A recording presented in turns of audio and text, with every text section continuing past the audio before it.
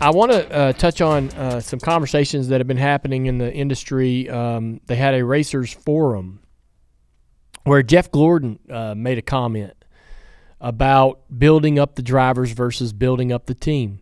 And he explained that he would like NASCAR teams to have fan bases that rallied around them regardless of who's driving their cars, much like fan bases rally around professional sports teams in other major sports.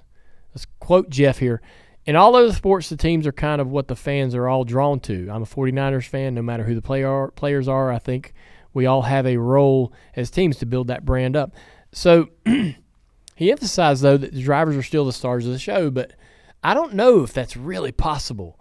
I will say, like Trackhouse is chipping away at that possibility.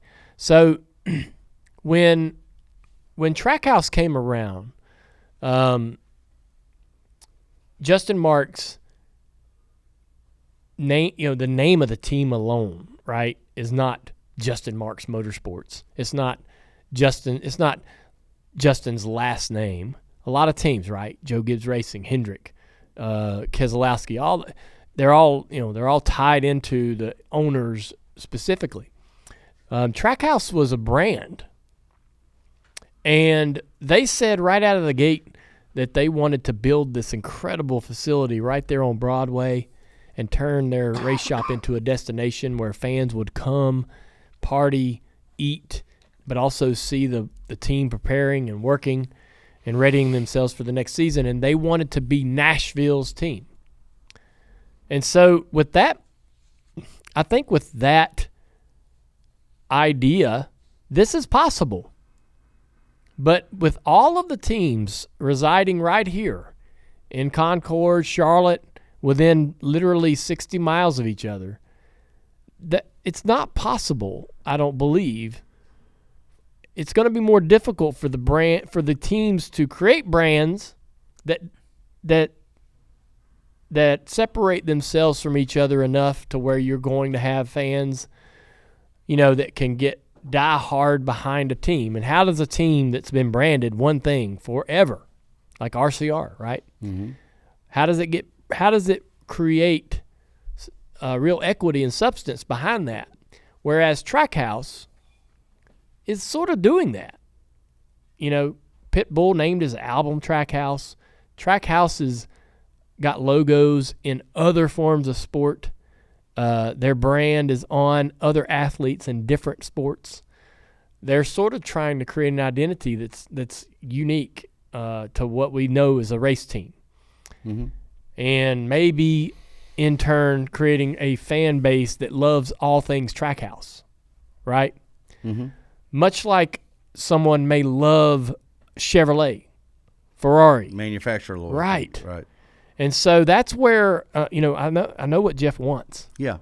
But man, trying to create that, I think,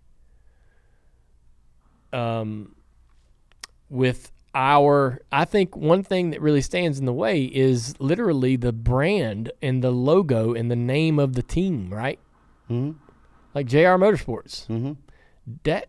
When I named it that, I was naming Junior Motorsports because it's my race team. But maybe that wasn't the best choice in terms if I'm trying to create a national brand that's going to draw all these people in, right? Right. You're almost trying to just name an LLC, yes. But who gives a lot of thought to that, right? No Nobody, one. Yeah. Right. Hendrick, all those. Right. You would, yeah. And so that's where I think if this is truly, really possible, I don't even know if it is. If it's truly, really possible, the only team that's inching that way or getting close to creating that reality is Trackhouse. I can appreciate you think that. I don't know that I agree totally with that. I think that there's I think that there's team affinity with Hendrick Motorsports. I'm not saying it's overwhelming. The one thing I say in response to all this is I think Jeff is right, not in that's what we all should – I think the teams have a role, and this was his quote, I think we have a role as teams to build our brand up. That is 100% true. That is 100% true. I don't know whether or not it's realistic that fans will all of a sudden just cheer for the team and in spite of the driver. That may not be realistic. I do think that teams should want to be able to have a brand strong enough, because it's going to be a revolving door of drivers. Most likely you're going to have people come up, especially as we are in the Xfinity Series. But that's my question. I turn back to you. Junior Motorsports is a way bigger brand than you would even give it credit for, because our whole business model is to send them on. Send our drivers on. Allgaier could be an exception. Sadler, there's people that do come back and end their careers here. But we're trying. We can't go build. We wouldn't want driver affinity to be the sole purpose and the sole sponsorship attraction here, because as soon as they get good, they're going off the cup. So Junior Motorsports, you see people here and there with a JRM tattoo and stuff like that. I do think that there is an element of team affinity for the NASCAR fan base, not exclusively for sure. But I do think that Jeff's right in that the teams have a responsibility to at least try for that. I don't think Jeff's wrong. I just don't know how you do it. In F1, the teams are manufacturers. That's right. For the most part. For the most part. And so the big affinity for some of the bigger teams is that manufacturer loyalty and the location of that manufacturer, right? The country. That's right. And so we don't have that. No, because we're all in the same place for the most part. We're all in the same place. And, there's multiple Chevy teams. There's multiple Ford teams. It's just not necessarily going to be easy to turn and go in that direction, right, that he wants to go. But I believe that some of the ideas that might help Jeff achieve that are already happening at Trackhouse. That's I don't disagree with you there. Look, Trackhouse, we don't look at Trackhouse and go, "Oh, that's old Chip Ganassi." Trackhouse to me is like no, you're right. Its own thing. Yeah, and it has done that in a year, in 2 years. It's done that in a very blink of an eye. It's created an identity, a brand that is really, I would give it a lot of credit. I mean, it's created something that usually takes decades. That's right. Of consistent winning, by the way. Because, again, Trackhouse, they're on their way to what appears to be building a brand that's sustainable and it doesn't depend on a driver. If whoever comes in after Ross Chastain or Daniel Suarez or whoever, all of a sudden they're not competing very well or whatever, then the Trackhouse brand isn't going to sustain like we think it will. So Hendrick Motorsports has a legacy of being able to produce champions no matter who's in the driver's seats, right? Like the wins and championships. I think that's the Hendrick Motorsports legacy, and therefore there are Hendrick Motorsports fans. They used to be Jeff Gordon fans. Now they're maybe William Byron fans or maybe whatever, right? Mm-hmm. So you do have to win, but it does take decades. I do agree with that. Yeah. Interesting. Brad Keselowski made a comment on the Cup driver star power. Right now, there isn't a really good return on investment for the teams to invest in driver star power. If a driver leaves, it's a big loss in that investment made, which is not great, and they don't get anything. They don't get any long-lasting value. I can understand this. So the teams are hesitant to invest in creating stars, because the driver could just up and go. That's right. And now the team is left holding the bag or holding the invoice. Do you agree with this? So you and I went through this in the Bud days. In my mind, the responsibility for creating star power rests on corporate America and NASCAR. The teams have a responsibility to activate on opportunity, to take advantage of opportunity, much like, you and Jade Gerst as publicists were seizing chances when presented them. But those were presented by our access that Budweiser gave us. Yep. NASCAR's enthusiasm, right? Yep. To get in certain publications and get on in a certain sitcom or whatever. And so it's NASCAR's role to utilize its leverage and its strength in the world, and also whatever corporate sponsors that you have that may have that same connections or leverage. And it's your team, your PR team at your race team, right? Whoever's working for your race team that's paired up with whatever driver, that person's got to be active, got to be eager. And at times I'm certain cold calling people to try to see if there's interest to have that driver be a part of something. And it's absolutely got to be outside of the box, outside of the normal racing, publications. But you did that. You were that person. So, I mean, what is your opinion of Brad Keselowski's thoughts on, creating star power and whose responsibility that is? I understand exactly what he's saying. It's not as cut and dry as you would hope. Let's go back to the example you just mentioned, Budweiser days. I would have, and I did agree with you that the corporate sponsors were the sole mover of developing a driver's star power. Anheuser, but we can say this from our worldview. But did you just make that? Yeah, I made it. Well, this is the first. We've been shooting at this basket. He's wadding up papers and shooting them at a basket. See, you just derailed because I'm now interested about where that basket is. All right. Budweiser. But Anheuser-Busch was extremely influential because of how much money and access they had to all that stuff. It helped. It helped in a great way. Today, though, let's ask this question. We've got to be honest. Is the way the corporate landscape in NASCAR today, are they even capable of building a star with as much, the way sponsorships are all divided up? I mean, the cost of it. I mean, like, I don't know, with the exception of maybe Denny and FedEx, I can't even think of a consistent corporate sponsor that even relates to the driver in which they represent. They don't do it long enough for it to even develop an equity.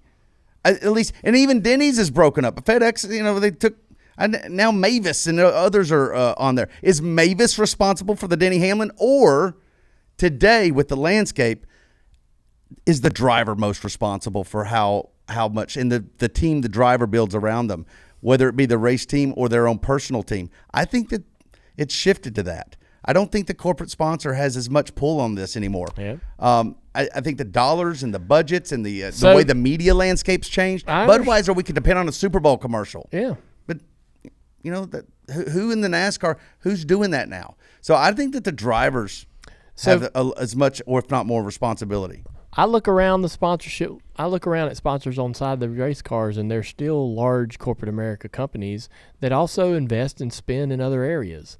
And that's where I think, if FedEx is, sponsoring, or if they're branding on a stadium or for a national sports team. Sure.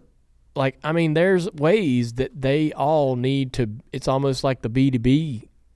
That's true. There's ways that they need to, Napa and Chase, golly, I know they don't make national commercials like they used to, like Michael Waltrip did for years, right? That ran in every single race. But, there's got to be certain ways that I believe the drivers, their drivers don't have to be willing. Like, they get contracted into certain responsibilities. I didn't go willingly shooting all those commercials. I know we joke about that, but I do think you were savvy enough to know the benefits to it. I think you did. Am I wrong? No.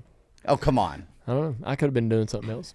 Again, that's not what we're debating. Of course, you could have been doing something else. Yeah. I'm saying is that you did recognize. Listen, I'm not saying that that's not happening now in terms of the corporate influence. My point on this is that I don't think that they're sole driver of it. I don't think Brad, as an owner, should feel any responsibility to spend money, invest on creating a star. I think he should be asking his partners to do what they can and use that driver wherever possible, that driver is available to them. Here you have put your name on this car. I will make my driver go wherever you need him to be. And if that can actually help introduce him to more people, whether that's a national media spot or going to their national sales convention in front of 10,000 of their employees, whatever, right? Yeah. I need you to tell me, and he's yours. That's right. I mean, again, I think the driver's ability, I think they have a little bit more weight in that, and that they also can disrupt that more than I've ever known it to be. Maybe I'm wrong on that. The interesting thing also, and I don't know if this particularly relates to it, but there was a shift, if you'll remember this. Like when I was working for you, I didn't work for DEI. Yeah, I was working with you as the Fingerprint Incorporated, which was the publicity agency for hired Budweiser. by Budweiser. There was a shift where the teams started baking in the PR internally, and the sponsors let that happen. Yeah. They started saying, okay, whether it was in budgets or whatever reason, the team said, we want to handle the PR. Boom. So to Brad's, a counterpoint to Brad, and I don't know what the Kozlowski Racing setup is, but if they start taking in their own PR, then they do have a responsibility of some point. Well, they're choosing. They're making the choice that's now their job to invest in that driver. It's a great point, Mike.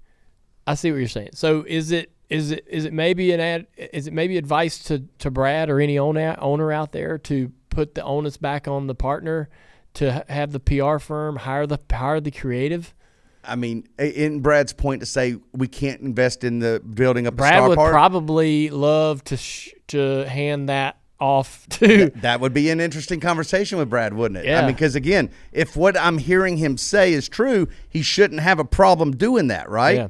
But then the team's going to King's Wine and saying, "Hey, y'all right, hire the creative and PR firm that's going to show up at the racetrack and shepherd the driver around the responsibilities and appearances throughout the year, and make our sponsor happy so that they want to keep investing in here." Right, right. Yeah. I mean, you can make that.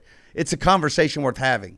That's also probably. I mean, I think that would have to be a better way for it to work because, the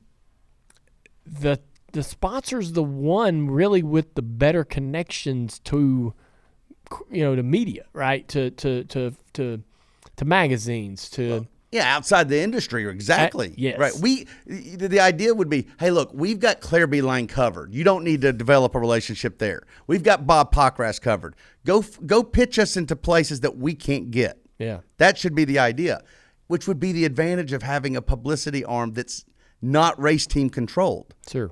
Yeah. Because then what happens when what happens when it's race team controls, the driver can start to manipulate things quite a bit. Thank you. Yeah. And that's what's happened. Yeah. And now the driver's like, yeah, I'm not available. Exactly. And you know what? They don't have to sort it out or answer to the sponsor necessarily.